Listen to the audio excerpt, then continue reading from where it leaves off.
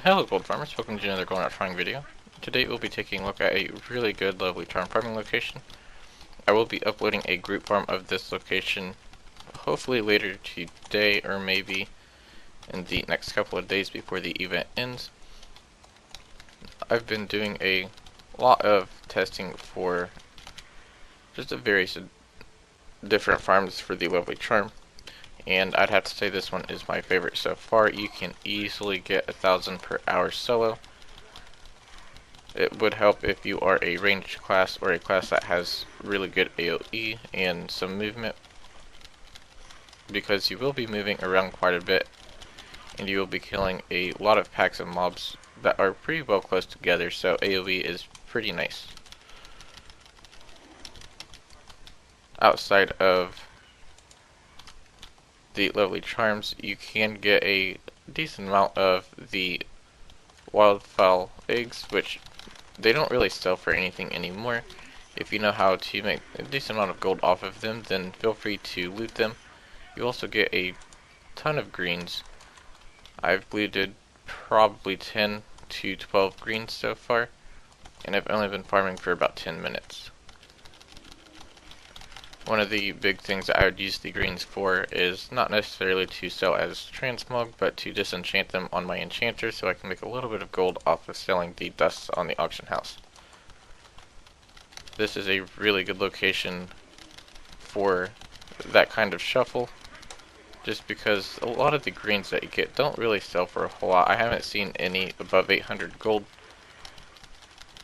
which is, I guess, a decent amount for a green item, but to wait for it to sell on the auction house, you're not really making a large profit off of selling a transmog that may or may not sell for 500 gold, so I'd highly just recommend that you disenchant them and sell the dust if you are a tailor and want to save that dust for these imbued silkweave bags, I believe is what they are called. You can. I do have a couple of locations for the lovely charms and the Legion cloth. I have a terrible time trying to pronounce that one. So you can kind of do a couple of these lovely charm farms that I will be showing and collect a ton of different materials for it. Another thing that I'd like to mention is for a group farm, I'd highly recommend that at least one person is a skinner, and if you're all on the same server, maybe you can split up the leather that is gathered, but I'd highly recommend that one person in the group is a skinner, so that way they can skin all of these mobs. I wouldn't necessarily have them worry about killing stuff, just because 4 people killing mobs is plenty.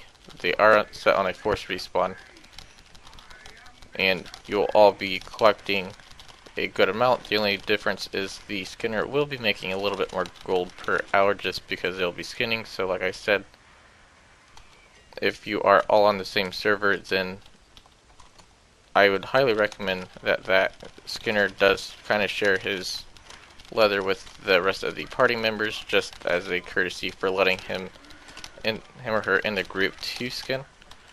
And then I would